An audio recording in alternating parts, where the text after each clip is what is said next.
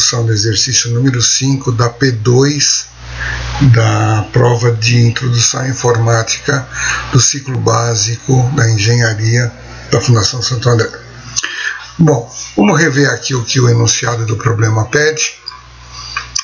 Ele pede para elaborar um fluxograma e a implementação em C de um programa para ler 20 valores inteiros e positivos, um de cada vez, e exibir a soma dos números pares e a soma dos números ímpares. Então, tinha um lugar na prova para você colocar aqui desse lado o fluxograma e aqui a codificação do teu problema. Bom, esse programa aqui a gente, pelo próprio enunciado, já percebe que vai pedir para a gente fazer uma repetição. É um processo que vai se repetir 20 vezes aqui, né? Então, a gente vai pedir para ler 20 valores. E aí, o que a gente faz com cada um desses valores? Bom, eu tenho que somar. Se ele é par, eu somo de um lado, se ele é ímpar, eu somo do outro. Ou seja, eu pego o número, separo, verifico se ele é par, faço uma coisa, se ele é ímpar, faço outra. Como o problema pede para mostrar a soma dos pares e a soma dos ímpares a cada número que eu leio, eu verifico se ele é par ou ímpar e faço uma soma desse número aí. Bom, vamos ver como é que a gente faria o fluxograma aí desse programa. Esse enunciado que você está vendo aqui foi tirado do Word.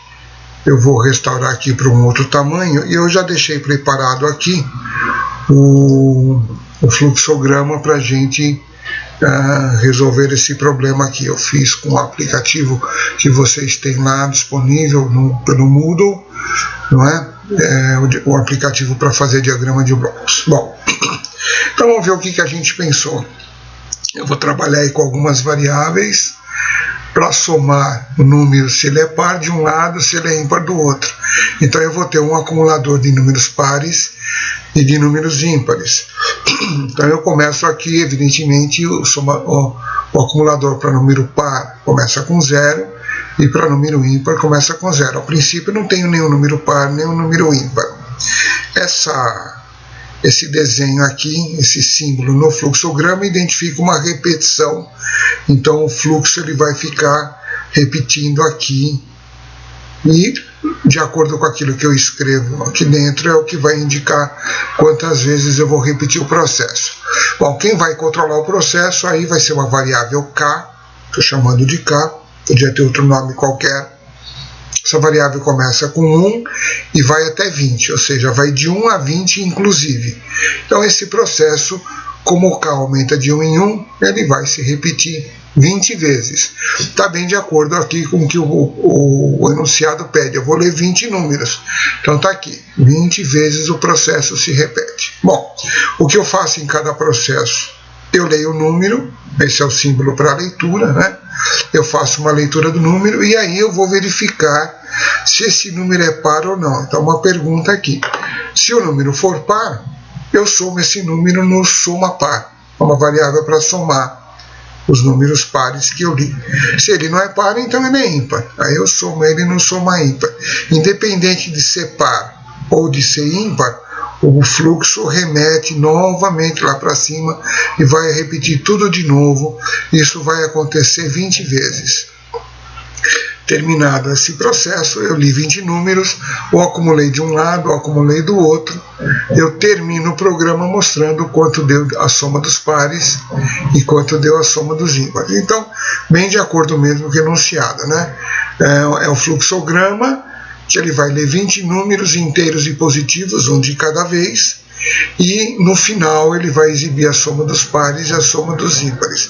Observa que eu só mostro os valores do soma par e soma ímpar ao término de todas as leituras, ou seja,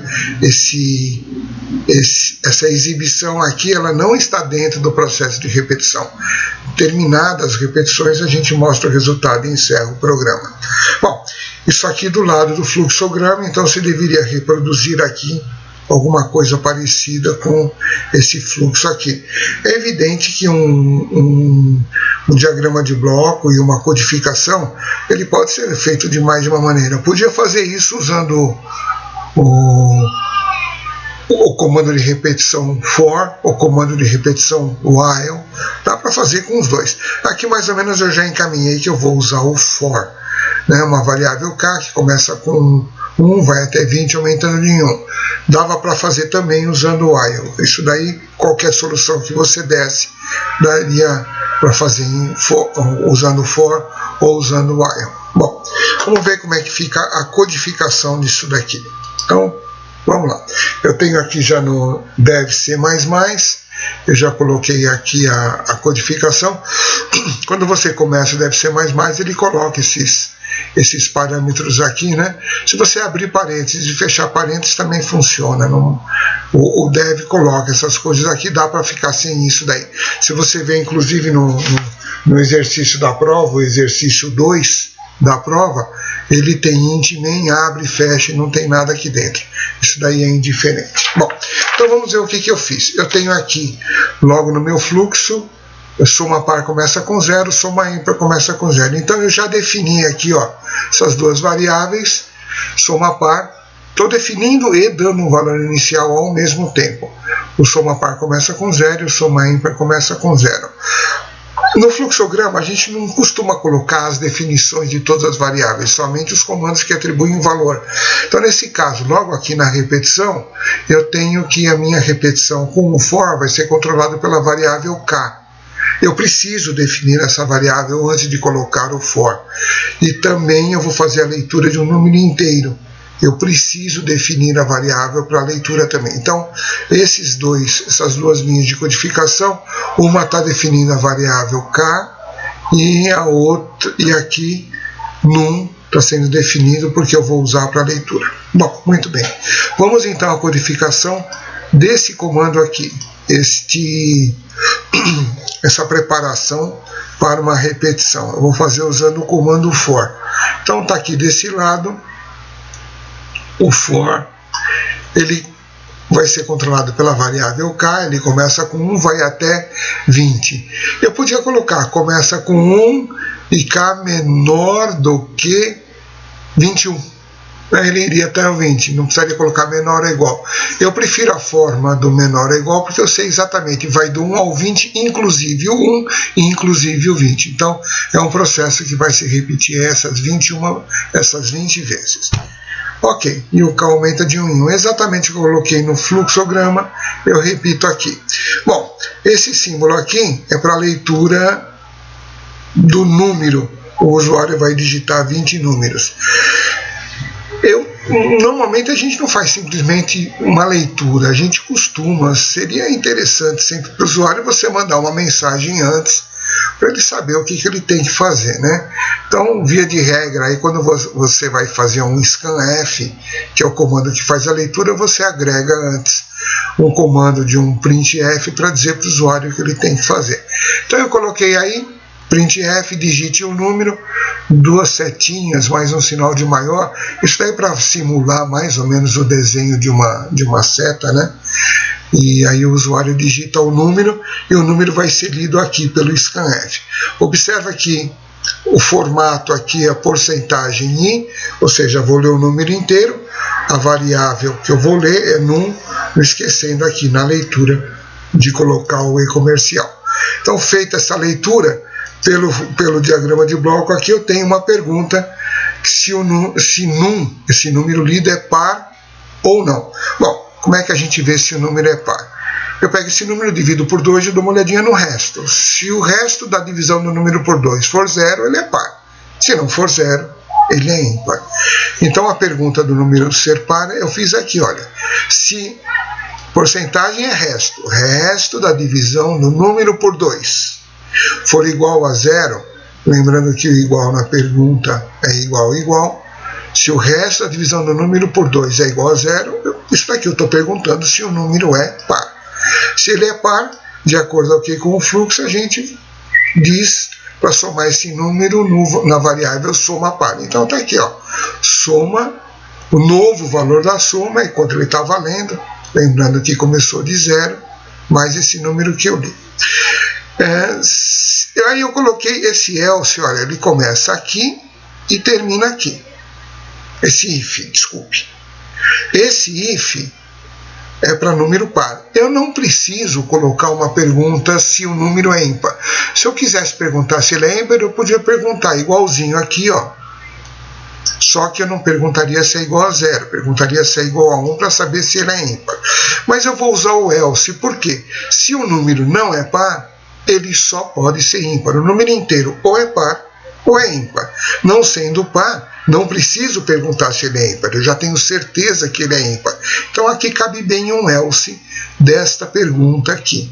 Se ele é par, eu somo aqui, se não, ele é ímpar. E então eu somo essa parte aqui do fluxo, eu somo na variável soma ímpar.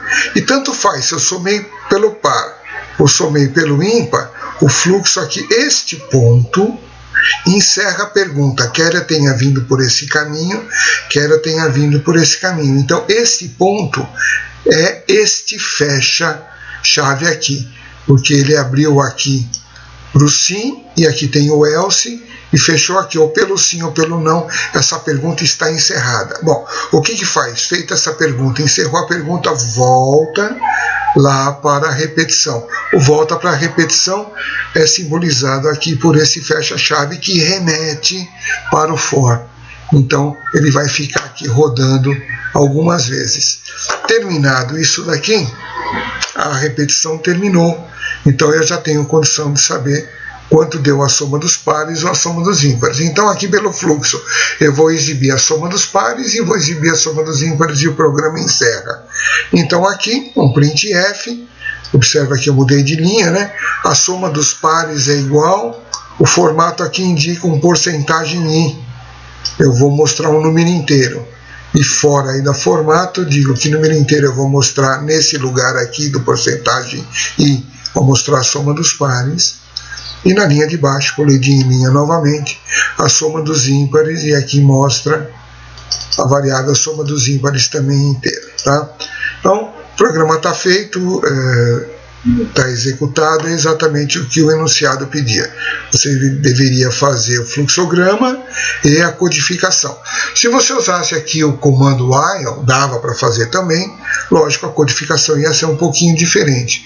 É evidente que espera-se que a tua codificação seja condizente com o teu fluxograma. Não adianta você ter feito um fluxograma de um jeito e uma codificação do outro. As coisas teriam que estar batendo aí para a solução correta desse exercício. Ok? Então esse exercício termina por aqui.